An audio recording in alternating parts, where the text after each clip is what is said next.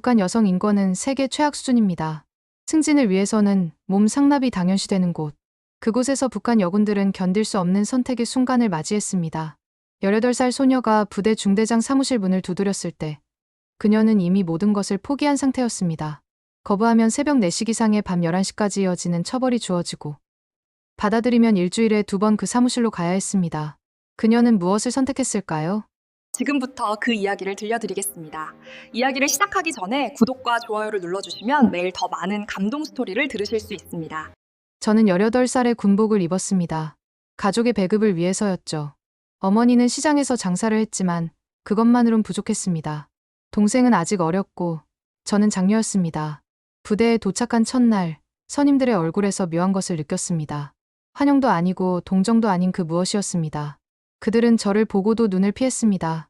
마치 자신들의 과거를 보는 것처럼요. 같은 날 배치받은 여군이 내떠 있었습니다. 영희는 25, 통신병으로 왔습니다. 미라는 30살로 다른 부대에서 전입 온 상사였습니다. 순이는 23, 저보다 어렸지만 제일 먼저 울음을 터뜨렸습니다. 경숙은 27으로 의무대에 배치받았습니다. 첫 점호가 끝나고 막사로 돌아가는 길이었습니다. 한 선임이 제 옆을 지나가며 작게 말했습니다. 조심해. 무슨 뜻인지 물을 틈도 없이 그는 사라졌습니다. 저는 그날 밤잠을 이루지 못했습니다. 조심하라는 말이 계속 맴돌았습니다. 이틀째 되던 날 아침이었습니다. 행정실에서 근무하던 저를 중대장이 불렀습니다. 40대쯤 되어 보이는 남자였습니다. 당 간부 출신이라는 소문이 있었습니다. 김수진 동무. 오후에 내 사무실로 오게. 개인 상담이 있네. 상담이라는 말에 별 의심을 하지 않았습니다. 신병이니까 당연한 절차라고 생각했습니다. 오후 4시, 저는 그의 사무실 문을 두드렸습니다. 들어오게. 문을 열고 들어서자 그가 뒤에서 문을 잠갔습니다. 찰칵 소리가 등 뒤에서 들렸습니다. 그때서야 알았습니다. 선임이 왜 조심하라고 했는지를요. 그는 제 어깨에 손을 얹었습니다. 저는 몸을 움츠렸지만 그의 손은 더 깊이 파고들었습니다. 사무실 안에는 저와 그뿐이었습니다. 창문은 커튼으로 가려져 있었고 밖에서는 아무것도 보이지 않았습니다. 군대 생활 적응하려면 상관 말 잘 들어야 하네. 알겠나? 저는 고개를 저었습니다. 그의 손을 뿌리쳤습니다. 그러자 그의 얼굴이 굳어졌습니다. 그래? 그럼 힘들게 해주지. 다음 날부터 제 근무는 달라졌습니다. 새벽 4시 기상, 막사 청소, 화장실 당번, 밤 11시까지 이어지는 작업들이 쏟아졌습니다. 다른 신병들은 정상적으로 근무했지만 저만 유독 달랐습니다. 일주일이 지나자 몸이 견딜 수 없었습니다. 외출도 금지되었습니다. 이유는 없었습니다. 그저 중대장의 지시였습니다. 그때 알았습니다. 이곳에서 거부는 고쳐버리라는 것을요. 선임들이 왜 눈을 피했는지, 왜 조심하라고 했는지 이제야 이해했습니다. 그들도 같은 길을 걸었던 것입니다. 저는 그날 밤 막사 구석에서 영희를 만났습니다. 그녀의 눈도 부어 있었습니다. 말하지 않아도 알 수 있었습니다. 우리는 서로를 보며 아무 말도 하지 않았습니다. 말할 필요가 없었습니다. 저는 결국 다시 불려갔습니다. 열흘째 되던 날이었습니다. 몸은 이미 한계였고 더 이상 버틸 수 없다는 것을 스스로 알고 있었습니다. 중대장의 사무실 문을 두드렸을 때 저는 이미 모든 것을 포기한 상태였습니다. 문이 열렸고 그는 웃고 있었습니다. 저를 기다리고 있었다는 듯이요. 이제야 정신을 차렸나 보네. 그날 이후 제 근무는 다시 정상으로 돌아왔습니다. 새벽 기상도 없어졌고 화장실 당번에서도 빠졌습니다. 외출도 허가받았습니다. 대신 일주일에 2번 그의 사무실로 가야 했습니다. 저는 그곳에서 무슨 일이 있었는지 누구에게도 말하지 않았습니다. 말할 수도 없었습니다. 선임 하나가 전에 신고를 했다는 이야기를 들었습니다. 그는 오히려 영창에 갇혔고 문란한 여군이라는 낙인이 찍혔습니다. 가해자는 아무 일도 없었다는 듯 그대로였습니다. 영희는 통신실에서 비슷한 일을 겪고 있었습니다. 통신 담당 참모가 그를 노렸습니다. 영희가 거부하자 그는 말했습니다. 내 동생 아직 학교 다니지. 보위부에 한마디만 하면 되는데. 영희의 동생은 고등학생이었습니다. 성분이 나쁘지 않았지만 한 번 찍히면 끝이었습니다. 대학도 못 가고 직장 배치도 엉망이 되는 것이 북한이었습니다. 영희는 선택의 여지가 없었습니다. 순이는 제일 어렸습니다. 23, 이등병이었습니다. 입대한 지 한 달도 안 되어 당직실로 끌려갔습니다. 그날 밤 4명의 간부가 있었다고 했습니다. 순이는 다음 날 의무대에 실려갔습니다. 경숙이 그를 치료했습니다. 경숙은 의무대에서 일하며 이런 일을 수없이 봤다고 했습니다. 찢어진 옷, 멍든 몸. 그리고 말하지 못하는 여군들을요. 경숙 자신도 안전하지 않았습니다. 의무대장이 그를 호출했고 경숙은 거부할 수 없었습니다. 미라는 달랐습니다.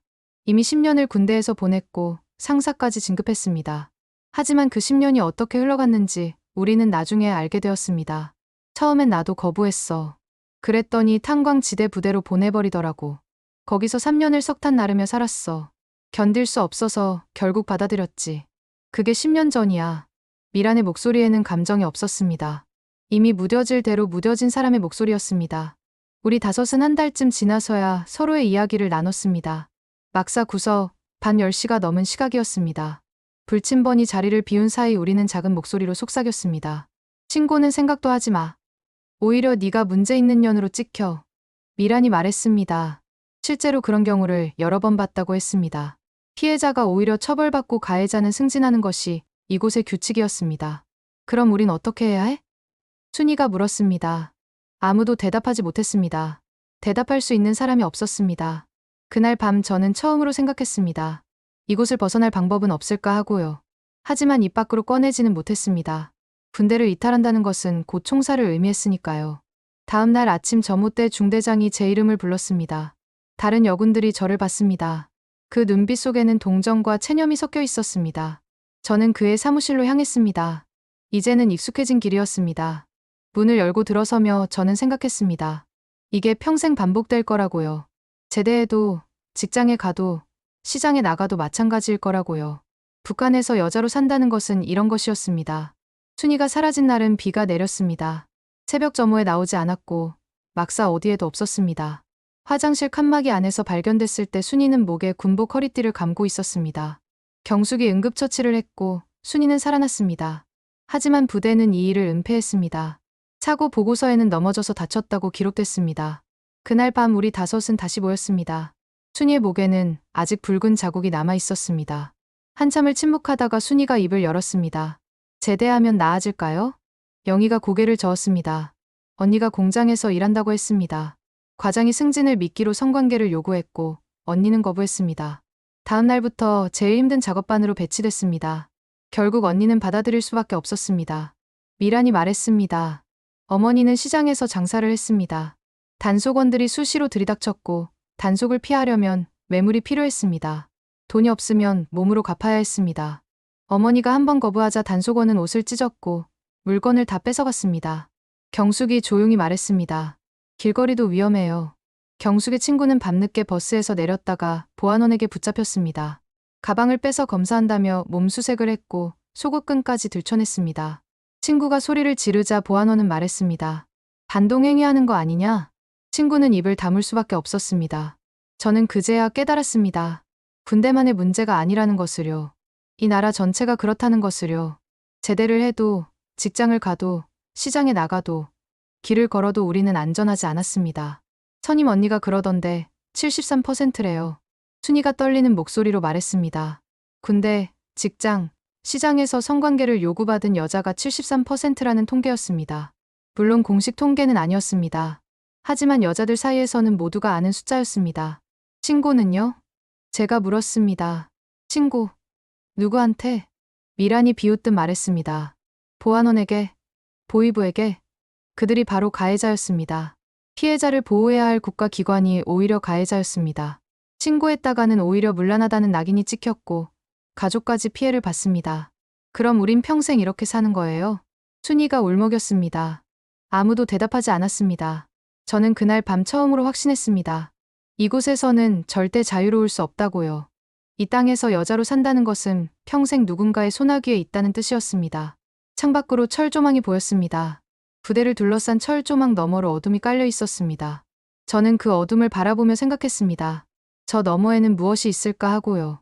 그때 미란이 작게 속삭였습니다. 언젠가는 나갈 거야. 누구도 묻지 않았습니다. 어디로 나간다는 건지, 어떻게 나간다는 건지요.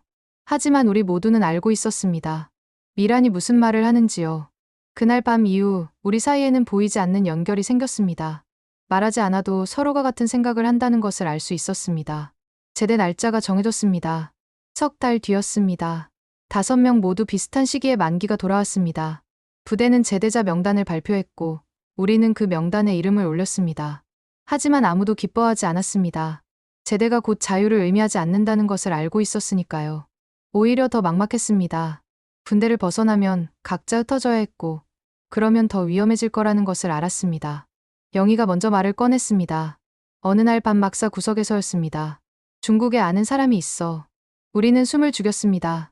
중국이라는 단어만으로도 위험했습니다. 영희는 통신병이었고 가끔 외부와 연락하는 전화를 엿들을 수 있었습니다. 그렇게 브로커의 전화번호를 알아냈다고 했습니다. 정말 갈 거야? 미란이 물었습니다. 영희는 고개를 끄덕였습니다. 여기 남으면 어차피 똑같아. 공장 가든 시장 가든 어디든 마찬가지잖아. 맞는 말이었습니다. 이 나라 어디에도 우리가 안전할 곳은 없었습니다. 당 간부든 보안원이든 보위부든 공장 과장이든 시장 단속원이든 모두 같았습니다. 권력을 가진 자들은 여자를 함부로 대했고 신고할 곳은 없었습니다. 순이가 조심스럽게 물었습니다. 같이 갈 수 있을까요? 영희는 잠시 생각하더니 말했습니다. 브로커한테 물어봐야 해. 돈은 많이 들 거야. 돈 이야기가 나오자 모두 침묵했습니다. 우리 중 누구도 많은 돈을 가지고 있지 않았습니다. 군대 월급은 거의 없는 거나 마찬가지였고 가족들도 넉넉하지 않았습니다. 한국 가면 갚을 수 있대. 브로커들이 나중에 받는 방식으로 한다더라.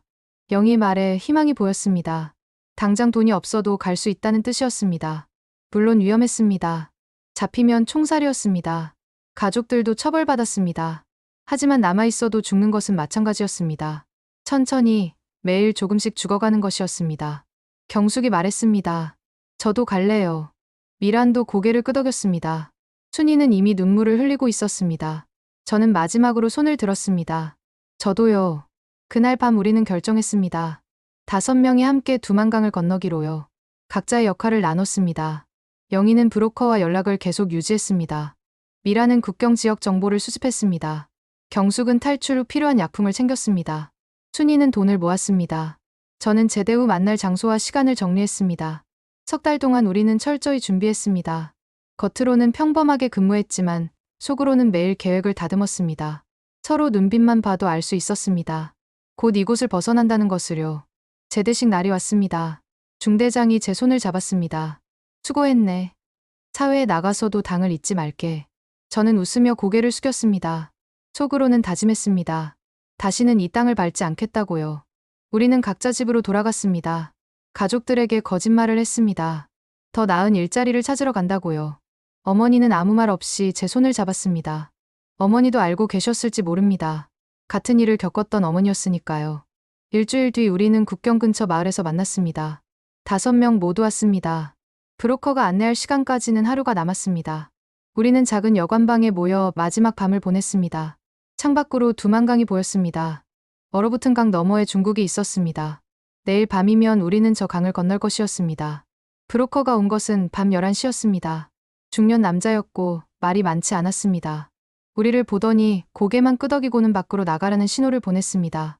여관을 나서자 영하의 추위가 뼈를 파고들었습니다. 2월 초였고 두만강은 아직 얼어 있었습니다. 브로커는 앞장섰고 우리는 뒤를 따랐습니다. 불빛 하나 없는 산길을 1시간쯤 걸었습니다.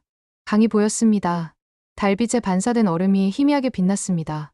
브로커가 멈춰섰고 우리도 멈췄습니다. 그가 작게 속삭였습니다. 한 줄로 서. 간격 3미터. 소리 내지 마. 총소리 들리면 엎드려. 우리는 고개를 끄덕였습니다. 브로커가 먼저 강으로 내려갔습니다. 얼음을 발로 두드리며 강도를 확인했습니다. 그리고 손짓했습니다. 이제 건너가라는 신호였습니다. 미란이 먼저 움직였습니다. 10년 동안 군대에서 산 사람답게 망설임이 없었습니다. 영희가 그 뒤를 따랐고 경수, 순이 순서로 내려갔습니다. 저는 마지막이었습니다. 얼음 위에 발을 디딘 순간 온몸이 굳었습니다. 발밑에서 얼음이 삐걱거리는 소리가 들렸습니다. 한 발 한 발 조심스럽게 내딛었습니다. 숨소리조차 죽였습니다. 강 중간쯤 왔을 때였습니다. 순이가 발을 헛디뎠습니다. 얼음에 금이 가는 소리가 크게 울렸습니다. 미란이 재빨리 돌아서서 순이의 팔을 붙잡았습니다. 우리는 모두 멈춰 섰습니다. 숨도 쉬지 않았습니다. 그때 불빛이 보였습니다. 북한 쪽 강변에서 손전등 불빛이 이쪽을 향했습니다. 순찰대였습니다. 브로커가 바닥에 엎드렸고 우리도 따라 엎드렸습니다. 얼음이 차가웠지만 움직일 수 없었습니다. 거기 누구야? 목소리가 들렸습니다. 손전등 불빛이 강 위를 훑었습니다. 제 심장이 터질 것처럼 뛰었습니다. 불빛이 점점 가까워졌습니다. 총소리가 울렸습니다. 하늘을 향해 쏜 경고 사격이었습니다. 브로커가 작게 속삭였습니다. 뛰어. 우리는 일어나서 뛰었습니다. 얼음 위에서 미끄러지며 넘어졌지만 다시 일어났습니다. 뒤에서 총소리가 계속 들렸습니다. 순이가 비명을 삼켰고 경숙이 그의 손을 잡았습니다. 중국 쪽 강변이 보였습니다. 브로커가 먼저 올라갔고 우리를 끌어올렸습니다. 미란, 영희, 경숙, 순이 순서로 올라갔습니다. 저는 마지막으로 강변을 붙잡았습니다. 중국 땅에 발을 디딘 순간 다리에 힘이 풀렸습니다. 하지만 멈출 시간이 없었습니다. 브로커가 우리를 재촉했고 우리는 다시 뛰었습니다. 산속으로 들어갔고 한참을 더 달렸습니다. 숨이 턱까지 차올랐을 때 브로커가 멈춰섰습니다. 작은 움막 같은 곳이었습니다. 우리는 그 안으로 들어가 주저앉았습니다. 아무도 말하지 않았습니다. 할 말이 없었습니다. 순이가 울기 시작했습니다. 소리 없이 눈물만 흘렸습니다. 경숙이 그를 안았습니다. 미라는 벽에 기댄 채 눈을 감았습니다. 영희는 떨리는 손으로 머리를 쓸어넘겼습니다. 저는 창밖을 봤습니다. 두만강 너머로 북한 땅이 보였습니다. 순찰대의 불빛이 아직 강변을 훑고 있었습니다. 저곳에는 제 어머니가 있었습니다. 동생이 있었습니다. 하지만 돌아갈 수는 없었습니다. 돌아가면 총살이었습니다. 브로커가 물 한 병을 건넸습니다. 우리는 돌려가며 마셨습니다. 그가 말했습니다. 여기서 이틀 있어. 그 다음에 차로 이동해. 우리는 고개를 끄덕였습니다. 이제 시작이었습니다. 중국을 거쳐 라오스로, 라오스에서 태국으로, 그리고 한국까지 가야 했습니다. 아직 갈 길이 멀었습니다. 하지만 우리는 해냈습니다. 강을 건넜습니다. 5명 모두 살아서 이곳까지 왔습니다. 그것만으로도 충분했습니다. 이틀 뒤 브로커가 트럭을 가져왔습니다. 짐칸에는 박스들이 가득 쌓여 있었고 그 사이에 숨을 공간이 있었습니다. 우리 5은 그 좁은 틈 속으로 들어갔습니다. 쿤민까지 3일 걸려. 소리 내지 마. 멈추면 절대 나오지 마. 브로커가 짐칸 문을 닫았습니다. 어둠이 우리를 삼켰습니다. 트럭이 출발했고 우리는 박스 사이에서 숨을 죽였습니다. 3일 동안 우리는 거의 말을 하지 않았습니다. 트럭이 멈출 때마다 긴장했습니다. 검문소를 지날 때는 숨도 쉬지 않았습니다. 중국 공안에게 잡히면 북송되고 북송되면 총살이었습니다. 쿤밍에 도착한 것은 사흘째 되는 밤이었습니다. 짐칸 문이 열렸고 브로커가 우리를 끌어냈습니다. 다리에 감각이 없었습니다. 순이는 제대로 서지도 못했습니다. 브로커가 우리를 작은 집으로 데려갔습니다. 한 방에 5명이 들어가 문을 잠갔습니다. 창문은 커튼으로 가려져 있었고 밖이 보이지 않았습니다. 2주 동안 여기 있어. 절대 밖에 나가지 마. 중국 공안한테 걸리면 끝이야. 우리는 그 좁은 방에서 2주를 보냈습니다. 하루에 한 번 브로커가 음식을 가져다 줬습니다. 화장실 갈 때 말고는 방 밖으로 나가지 못했습니다. 나흘째 되던 날 창문 틈으로 밖을 내다봤습니다. 길 건너편에서 북한 여자 2명이 중국 남자를 따라가는 것이 보였습니다. 여자들의 얼굴은 굳어 있었고 남자는 그들의 팔을 붙잡고 있었습니다. 인신매매야. 미란이 옆에서 말했습니다. 탈북 여성들을 중국 남자들에게 파는 브로커들이 있다고 했습니다. 한 번 팔리면 도망칠 수 없다고 했습니다. 아이를 낳고 감시당하며 살아야 한다고 했습니다. 우리도 잡히면 저렇게 돼요? 순이가 떨리는 목소리로 물었습니다. 미라는 대답하지 않았습니다. 대답할 필요가 없었습니다. 우리 모두 답을 알고 있었으니까요. 그날 밤 잠을 이룰 수 없었습니다. 북한에서는 권력자들에게 당했고 중국에서는 브로커들에게 팔려갈 위험이 있었습니다. 어디를 가도 여자는 안전하지 않았습니다. 2주가 지나고 브로커가 다시 왔습니다. 이번에는 가위를 들고 있었습니다. 머리 잘라야 해. 북한 여자처럼 보이면 안 돼. 우리는 차례로 머리를 잘랐습니다. 긴 머리가 바닥에 떨어졌습니다. 거울을 보니 낯선 사람이 보였습니다. 브로커가 중국 옷을 건넸습니다. 북한 옷을 벗고 중국 옷으로 갈아입었습니다. 이제부터 중국 사람인 척해. 말 걸면 못 알아듣는 척하고 걸리면 나도 모르는 일이야. 브로커는 우리에게 각서를 쓰게 했습니다. 한국 가서 돈을 갚겠다는 내용이었습니다. 1인당 1,000만 원이었습니다. 5명이면 5천만 원이었습니다. 우리는 서명했습니다. 선택의 여지가 없었습니다. 다음 날 우리는 다시 트럭에 올랐습니다. 이번에는 라오스 국경을 향했습니다. 윈난성을 가로질러 남쪽으로 내려갔습니다. 모안이라는 국경 도시에 도착했을 때는 며칠이 지나 있었습니다. 여기서부터는 걸어야 해. 정식 국경은 못 넘어. 산으로 가야 해. 브로커가 다른 사람을 데려왔습니다.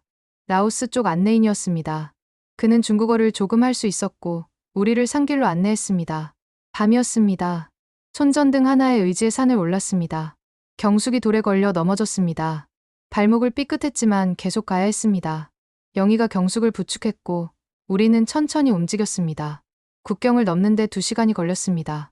라오스 땅에 들어섰을 때 안내인이 말했습니다. 여기도 위험해. 라오스 경찰한테 걸리면 북송될 수 있어. 태국까지 가야 안전해. 우리는 다시 걷기 시작했습니다. 라오스 밀림 속을 며칠 동안 헤맸습니다. 먹을 것도 부족했고 잠잘 곳도 없었습니다. 나무 밑에서 자고 풀을 뜯어 먹었습니다. 순이가 말했습니다. 여기서 죽는 건 아니겠죠?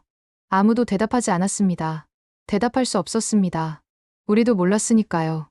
메콩강이 보였을 때 우리는 살았다는 것을 실감했습니다. 라오스와 태국의 경계였습니다. 안내인이 작은 보트를 준비했고 우리는 차례로 올라탔습니다. 강물은 생각보다 빨랐습니다. 보트가 흔들렸고 순이가 비명을 삼켰습니다. 경숙의 발목은 아직 부어 있었지만 참고 있었습니다. 3여분쯤 지나 태국 쪽 강변에 도착했습니다. 안내인이 말했습니다. 여기서부터는 혼자 가. 경찰 보이면 탈북자라고 해. 태국은 북송 안 해. 우리는 고개를 끄덕였습니다. 안내인은 보트를 타고 다시 라오스로 돌아갔습니다. 이제 우리만 남았습니다. 5명이 태국 땅에 서 있었습니다. 마을로 들어갔습니다. 사람들이 우리를 쳐다봤지만 아무 말도 하지 않았습니다. 우리는 계속 걸었습니다. 어디로 가야 할지 몰랐지만 일단 움직여야 했습니다. 1시간쯤 걸었을 때 경찰차가 보였습니다. 우리는 서로를 바라봤습니다. 이제 선택해야 했습니다. 미란이 먼저 다가갔습니다. 우리도 뒤따랐습니다. North Korea. We are from North Korea. 미란이 경찰에게 말했습니다. 경찰은 우리를 보더니 무전기를 꺼냈습니다. 얼마 뒤 경찰차가 더 왔고 우리는 차에 태워졌습니다. 경찰서로 갔고 거기서 다시 이민국 수용소로 이송됐습니다. 수용소에는 탈북자들이 많았습니다. 우리처럼 중국을 거쳐온 사람들이었습니다. 어떤 이는 혼자 왔고 어떤 이는 가족과 함께 왔습니다. 모두 같은 길을 걸어온 사람들이었습니다. 좁은 방에서 다른 사람들과 함께 지냈습니다. 하지만 안전했습니다.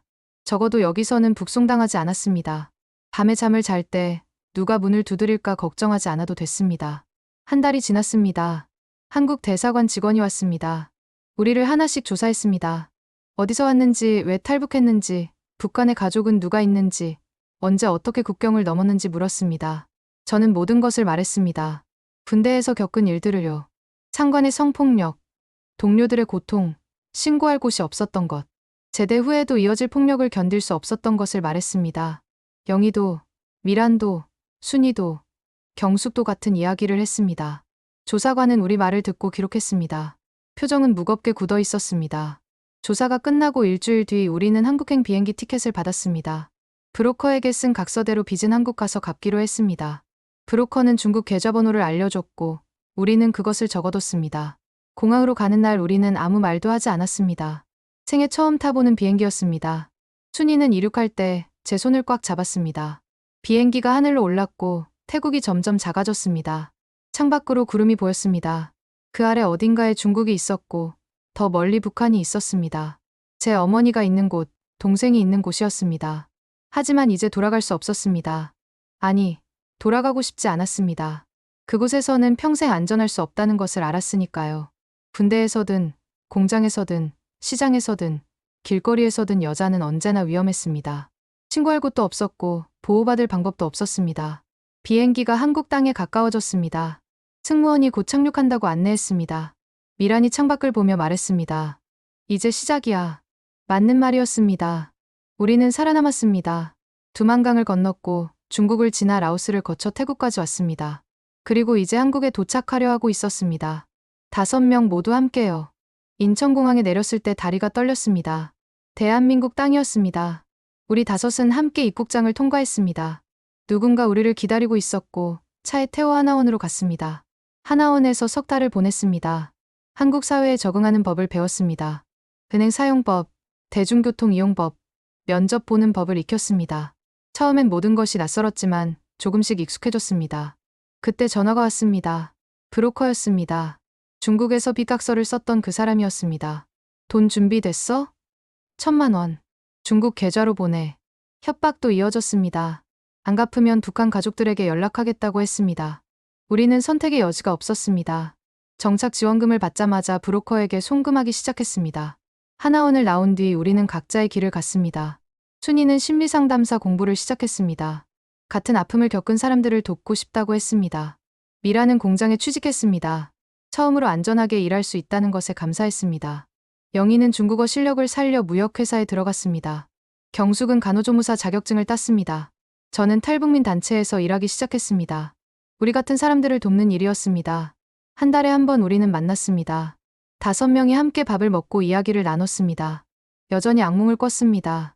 창관에 얼굴이 나타나고 두만강을 건너던 밤이 반복됐습니다. 하지만 이제는 깨어나면 안전했습니다. 1년쯤 지났을 때 브로커에게 빚을 다 갚았습니다. 5천만 원이었습니다. 5명이 나눠서 갚았습니다. 마지막 송금을 끝냈을 때 미란이 말했습니다. 이제 진짜 자유야. 맞는 말이었습니다. 빚도 없고 누구에게도 위협받지 않았습니다. 아무도 우리를 건드릴 수 없었습니다. 저는 가끔 생각합니다. 북한에 남아있는 여성들을요. 지금도 군대에서, 공장에서, 시장에서, 길거리에서 같은 일을 겪고 있을 그들을요. 신고할 곳도 없고 말할 곳도 없는 그들을요. 그래서 저는 증언하기로 했습니다. 우리가 겪은 일을 세상에 알리기로 했습니다. 침묵하면 아무것도 바뀌지 않는다는 것을 알았으니까요. 우리는 살아남았습니다. 5명 모두 함께요. 두만강을 건넜고 중국을 지나 라오스를 거쳐 태국까지 갔습니다. 그리고 이제 여기 있습니다. 자유로운 땅에요. 북한에서 여자로 산다는 것이 무엇인지 이제 여러분도 아실 겁니다. 군대에서든 직장에서든 시장에서든 길거리에서든 안전한 곳이 없다는 것을요. 73%의 여성이 성폭력을 겪었고 신고는 단 한 건도 없었다는 것을요. 이것이 우리의 이야기입니다. 숨기지 않고 말합니다. 부끄러운 것은 우리가 아니라 그런 사회였으니까요. 이 이야기가 더 많은 분들에게 전해지길 바랍니다. 북한에 남아있는 여성들을 위해서 그리고 언젠가 그들도 자유를 찾을 수 있기를 바라며 이 이야기를 남깁니다. 이 영상이 도움이 되셨다면 구독과 좋아요 부탁드립니다. 여러분의 관심이 더 많은 진실을 세상에 알리는 힘이 됩니다. 감사합니다.